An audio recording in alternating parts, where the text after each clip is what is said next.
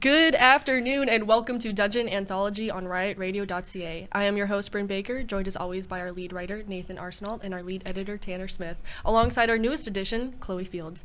Dungeon Anthology is a series of semi-disconnected stories periodically set in the world of Dungeons & Dragons, told in an episodic fashion. This week, we will be directly continuing the story from last episode, so without further ado, sit back and relax, and we'll take you through Dungeon Anthology Season 3, Episode 2, Time Left.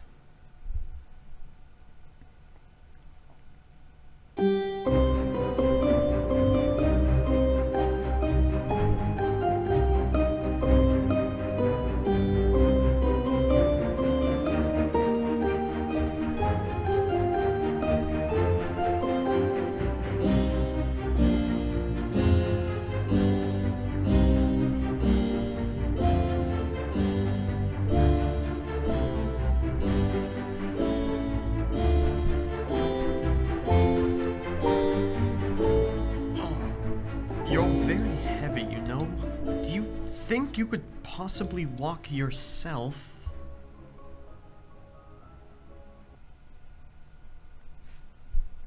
No, I am too damaged after our last battle. Running on backup reserves will shut down, if not repaired soon. Very well then. I see our query also managed to smash whatever was making your voice sound more human. We have to find Sheriff Bryn, but I fear the worst in regards to our friends. Curses! He eludes us yet, Mr. Skin. Can you not trace him with any of your fancy robot things? Negative. This unit is ill-fitted to such tasks. Power reserve empty. Entering standby mode. I will see you soon. Wait, no, don't just shut down. Don't just shut down. Ugh! My goodness. Things have really taken a turn for the worse. That drab luck. Think, Bert, think, what should my next step be? I need to find Cora and Rose post-haste. But I cannot simply leave Skin here, yet trying to drag Skin anywhere with me might draw too much attention from Sheriff Bryn and those hellish hounds of his. Very well then. For now, I must hide Skin out of sight and begin my search for aid. Alright. There. That should do it. Onwards then. What an oddity. Now, as any good adventurer would do, I must find a place of food and drink. Ah! This tavern should do nicely. Quiet down, I'll get you your drink. Bunch of scrubs. Interesting establishment. Excuse me, fine maiden. Huh? You talking to me, Frog Lips? Indeed I am. I'd like a drink, please. Your choosing. Ooh. Can it, you plebeians? Should I be wary of your selection of drink? Not if you don't tick me off. Duly noted. So, Sweet Lips, what are you doing so far from your pond? Many things, but primarily seeking aid for my friends. What have they contracted? What? No, I want to help them in their journey. Oh, that makes more sense. Well then, if you want to help them, what are you doing here? I'm currently lost. I do not know my path onwards. Ah, well then. It makes sense that you've ended up here. Here's your drink, sweetheart. Many thanks. May I ask, though, what is it? It's called the trench gun. And why, pray tell, is it called that? 'Cause you're supposed to slam fire it down your gullet. Now drink up, sugar. Right then. Down the hatch.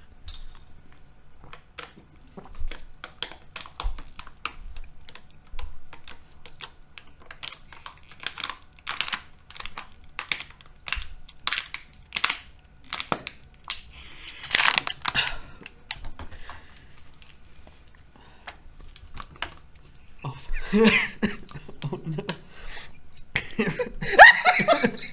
My gods, what a rush. Enjoy it? Yes, quite. Good. Now get going. Your friends need ya. Wait, but I am not paid for my drink yet. Don't worry about it, Toots. It's on the house. Really? You're such a gracious soul. Don't mention it. Good luck. Thank you.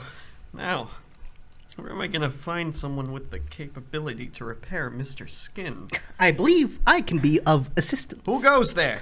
Whoa, settle down, my good man. Down here.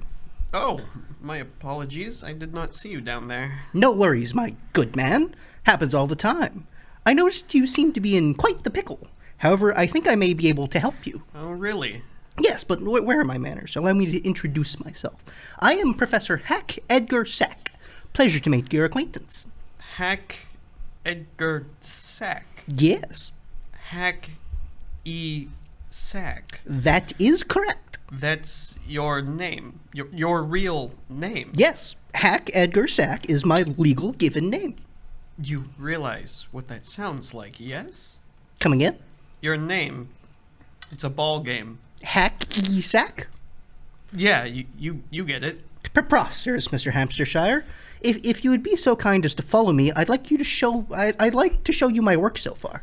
So far, and wait, how do you know my name? Your friend informed me. My friend. Yes. If you'll just follow me this way. Very well then, lead on. Skin? Bert, you have returned with my new technician. Mission status. Success. I was unable to repair his voice modulation unit. However, I have managed to fix most of Mr. Skin's battle damage and networking issues. Networking issues? Yes, it appears there was a parameter set with Mr. Skin's programming that restricted him from gathering information on certain things. Think like blinders. Whereas, say, he only had 10% of his vision before. After a few adjustments, I'd say, he's at least 70% now. Truly astounding, Professor, but how did you know what to fix? Also, how'd you even find him in that alleyway? You see, my good friend, I had decided to take a stroll earlier to hypothesize some new ideas for an ongoing project, when suddenly I heard quite the uproar. So you see, I decided to investigate the commotion, and surely enough, I came across you and Mr. Skin, just as you were setting off to find assistance. So I set about repairing Mr. Skin while waiting for your return, Mr. Hampshire. Just Bert is fine. Yes, well, no need to be formal with me either. You repaired him so fast. What a skilled professor like you doing out here in Skin and Bone Town. Simple, really. I'm surprised you haven't made the deduction already based off of my appearance. Professor Hack Edgar Sack. Race undefined. Year hailed from 990 AN. Home origin undefined. Query, Professor Sack, are you from a different universe? Correct, old boy. I do not hail from the same universe as you two do. And as much as I'd like to explain more about that, I'm not at liberty to say. I can respect that, but I must ask, what race are you? You're unlike anything I've ever seen. Short, covered head to toe in spiky hair or fur, a very large mustache, yet surprisingly human facial features and anatomy. Why don't we say I'm just similar to gnomes, shall we? Once again, I'm not at liberty to say my apologies.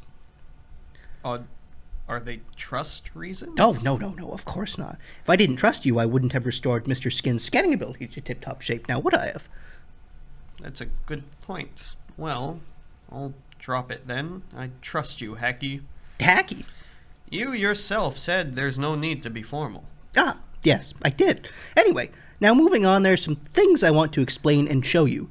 Mr. Skin, you should have received that data upload by now. Can you please explain to Bert what the entities Sheriff Bobcat Berlin has been trifling with while I set up the demonstration of my next project? Gladly, Professor.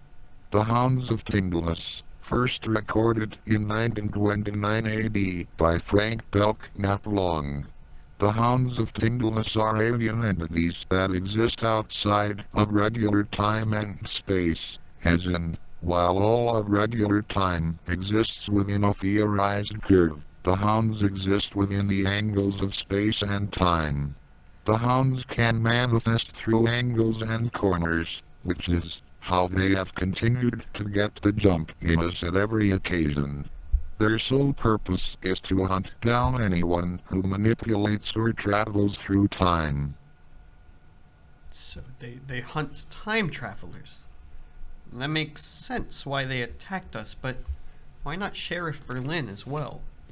He claimed to be a time traveler as well, and would he lie about that fact? That wouldn't make sense to lie about, though. Quite the puzzling line of thought, eh? How did you learn about the Hound's Hacky? Through much the same way as Sheriff Berlin did, I assume, by reading the book. What puzzles me is I read the same book that he did, and I was unable to glean any method to controlling the hounds as he has. That is very strange. What is the other thing you wanted to show me, Hacky? Ah, yes. I've just finished my preparations, my good friends. I'd like to introduce you to our ticket out of here. What is that thing, Hacky? I've been working on this thing a while, several years in fact, and after studying the hounds and then reviewing the footage captured by Mr. Skin of your adventures here, I've managed to make the necessary adjustments for it to work. Wonderful. What does it do, though? My good friend, it's a time machine. It's a what? Well, in theory. It requires a far larger power source than the necklaces, of course, and most importantly, I've never tested it. You've never tested it. Why not? Well, in order for it to work, I require a source to latch onto, which I've never had until today. The other reason I haven't tested it is, well... Well, what? It's only one way. One way, as in... Once we enter, there may be no returning here. And why is that? Through a few years of meticulous design, I determined that the only safe way the time machine could work is if its components weren't involved in the process. Meaning what exactly? The time machine has to stay put in order to send us through time, unlike the necklaces which come with the user. So, once we use it, we'd have to build another time machine wherever we ended up? Positively correct, my good friend. I have a copy of the schematics on me, just in case, and also I've uploaded a copy to Mr. Skin's databanks, just in case. Smart. Though, wait, why do you need a copy? What do you mean? In case we get separated or something happens, if it's more prudent to have multiple sets of schematics, is it not? No, I mean, you're coming with us? Well, of course, why wouldn't I? Couldn't you just lock onto your universe and send yourself home? Theoretically, yes, but like I said, I don't have anything in my universe to lock onto. The only current marker I have to aim at is your friend Rose's necklace. Only Rose's necklace? Yes. Hers seems to have more purity to it, and it radiates at a more intense and easy-to-record frequency than your friend Cora's. Very strange. Do you know why that is? I don't know. Perhaps, being from antiquity, it means Rose's necklace is made with a purer material than Cora's, but it's just a theory. So, if I understand this correctly, we use your time machine to locate Rose and Cora wherever they might be in time, and once we find them, we figure out how the necklaces work, and then hopefully build another time machine that can send us all back to our respective places. Precisely. I couldn't have said it better myself. Alright, I think that's a good plan. Do you have any objections, Mr. Skin? No, the plan sounds achievable to this unit. Mission parameters updated. Beginning operation. Time left. Operation Time Left. That's a captivating name. Quite on the nose as well, I must say. Considering we are about to leave this time period, I like it. Well, any loose ends to tie up before we set off? No, as much as Sheriff Berlin's presence here worries me, I'm far more concerned about my allies. We may set off whenever you please, Hacky. Sensational! Well then, my friends, if you'd like to step onto the platform while I make some final adjustments. Alright, is this machine able to tell us where we're going beforehand? Unfortunately, not.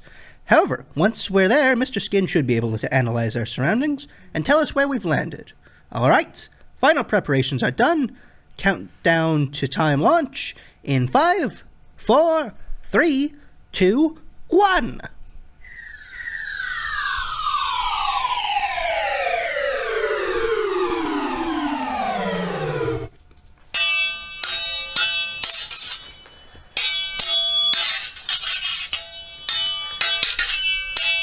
That half-elf escaped!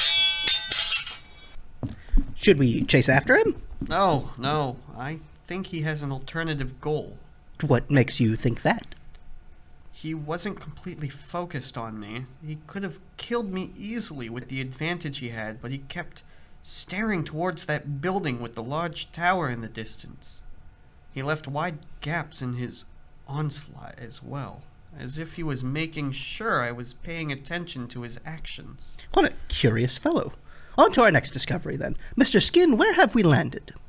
We have landed in the year 1844 AD, currently located in London, England, capital of the United Kingdom. United Kingdom?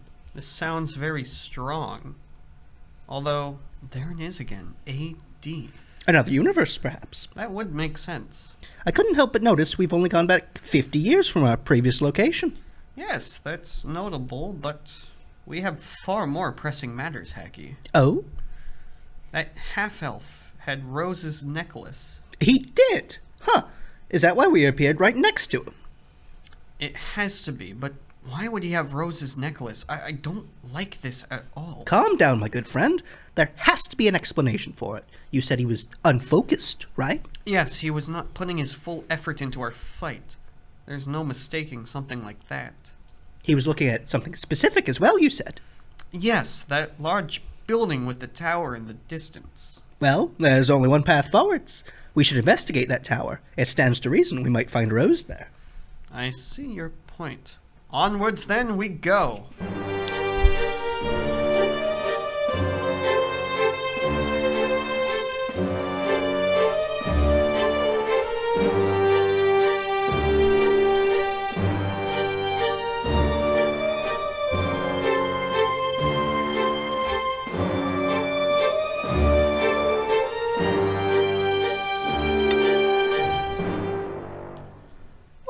Isn't this marvelous, my darlings? This is quite the place, right, Bert? Unmistakably so. He was staring at the spot as if it owed him money. Humdinger! What? Is that Cressida? Humdinger, you've returned so soon.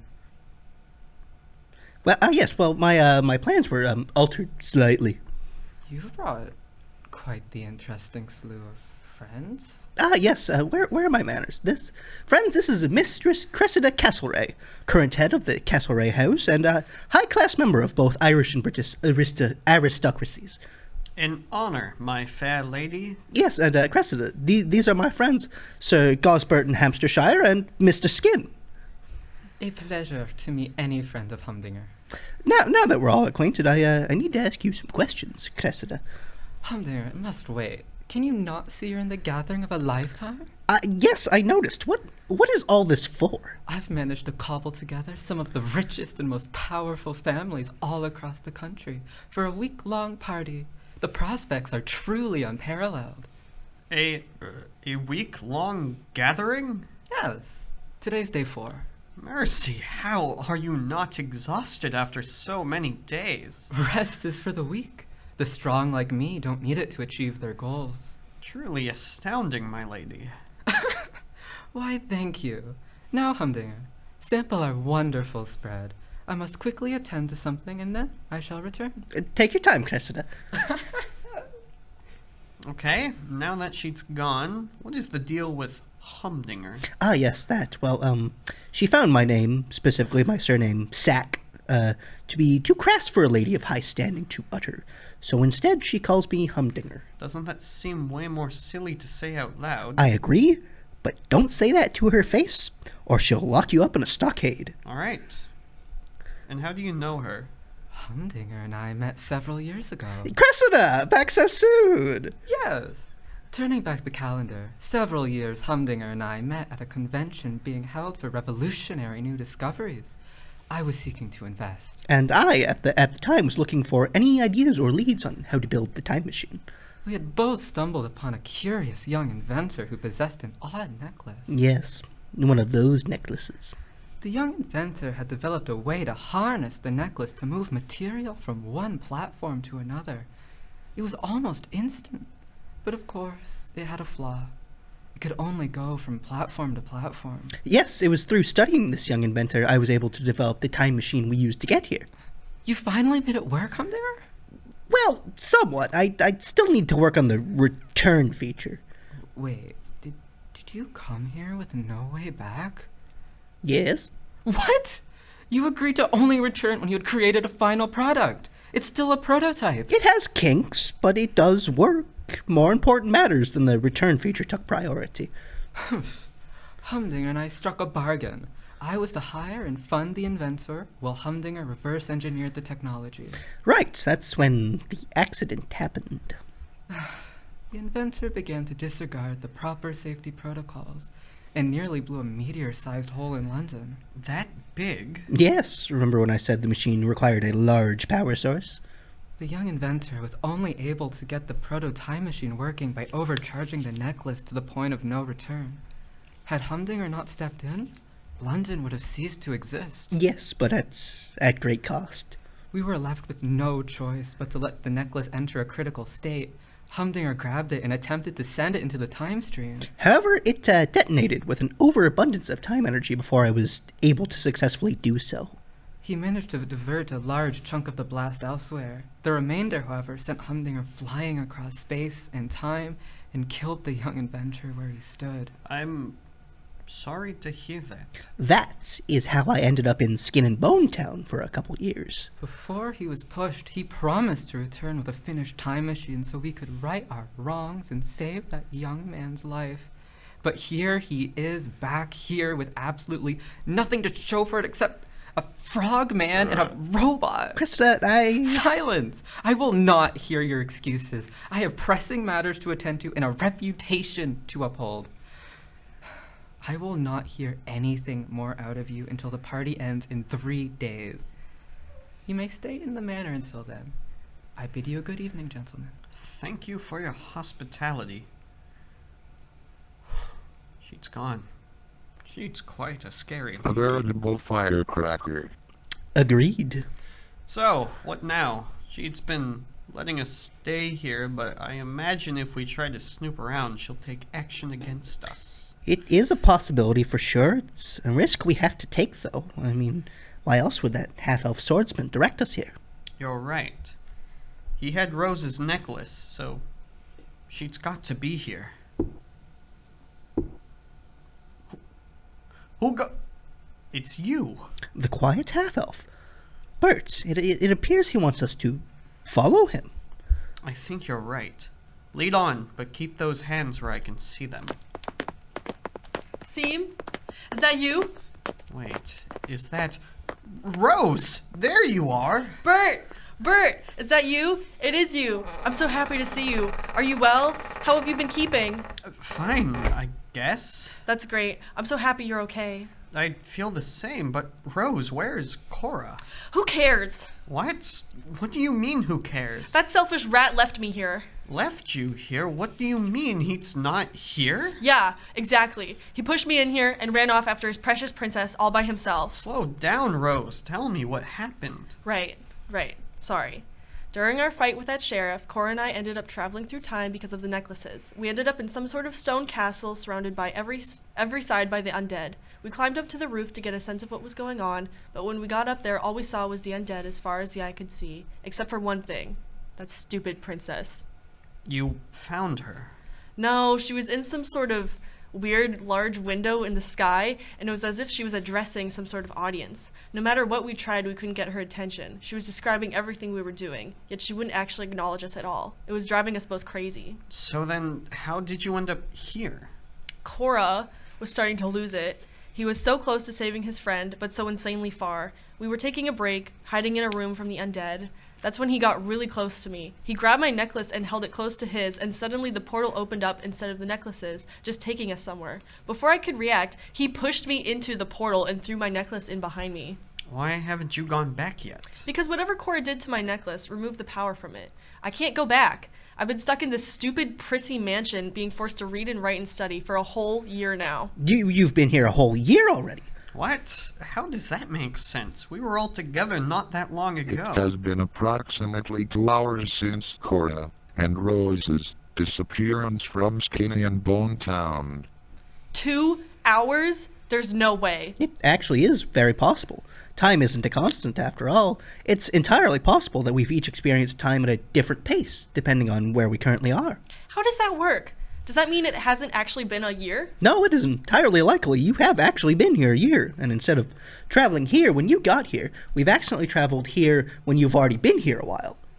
Is there no way to make the machine pick what point in time the target anchor is at?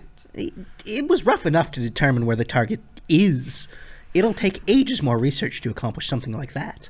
Wouldn't it even matter anyway? If you tried to show up before now anyway, would it make me not exist? It is truly impossible to tell whether we'd create a grandfather or a bootstrap paradox, if we'd even create a paradox at all. Now there's one thing I'm lost on. If Rose says her necklace doesn't work, why did the time machine target it? That's a good point. If the necklace is unusable, how would it radiate an aura? And who the heck is this guy? Oh right, that's Seam. Seam, this is almost everyone I've been telling you about for the past year. I don't know who the little hairy guy with the mustache is. My apologies. I'm Professor Hack Edgar Sack. I came across your comrades in Skin and Bone Town not too long after you departed. It's his efforts that have reunited us, Rose. Thank you, Professor. Please, don't thank me yet, my dear. I haven't done anything useful yet. And this Seam guy here, how'd you meet him, Rose? He was the first that found me when I was pushed through the portal. I was hurt and tired and emotionally drained after what happened with Cora. As I was lying there, I could hear thunderous footsteps coming from somewhere, but all I could see was Seam's eyes. He looked concerned for my safety, but there was no time. I gave him the necklace, fearing for the worst. He ran for cover, and then I was found by Mistress and her soldiers. That lady has soldiers. A mercenary force she secretly gathered in her home of County Down, Ireland, before moving to England. They hide in plain sight and are at Cressida's every beck and call.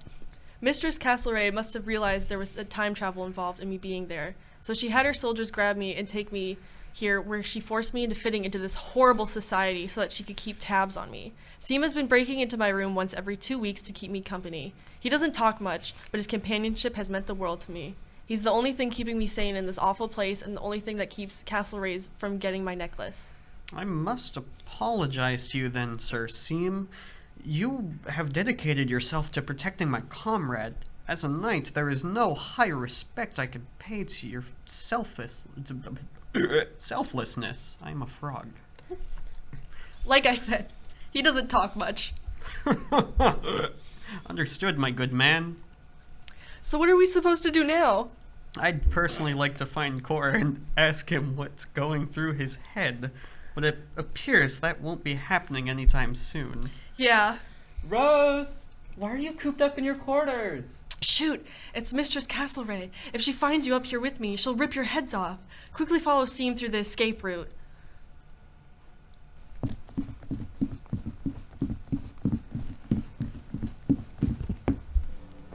Rose, what are you doing? What are you still doing up here? Mistress, my apologies. I was just resting. 4 days of a party is quite taxing. Don't give me that. With that muscular body of yours, you could go for days, you harlot. What? Never you mind that. What have you been doing behind my back? Nothing. I've just been up here trying to avoid you. What was that? Trying to avoid you, you power-hungry sick freak. How dare you? After I took you in, fed you, clothed you, bathed you, after I made sure you'd be successful in this world instead of just being some bumbling moron cave person. Oh, you mean after you stripped me of my freedom and forced me to assimilate to your will? You didn't even know what the word assimilate meant a year ago. And I wouldn't have needed to if I could get out of this hell. You can hope and pray as much as you want, but you and I both know you're stuck here after what that red-haired traitor did. Don't you dare badmouth Cora. You can't be serious. You'd still speak highly of him after that stunt he pulled? All he wants is a piece of that princess's pie. He demonstrated that perfectly. He didn't care at all if you lived or died in that apocalypse. You can't tell me you didn't see it on his face. I... You know I'm right, girl. What do you want from me? Just leave. I can leave all you'd like, but you know that you can't. You're stuck here. You can't leave. There's absolutely no time left for you. And with that ends today's episode of Dungeon Anthology, Time Left. Once again, I'm your host, Bryn Baker, accompanied by Nathan Arsenal and Tanner Smith, joined by Chloe Fields. As always, thank you to Riot Radio for allowing this show to be possible, and have a great evening.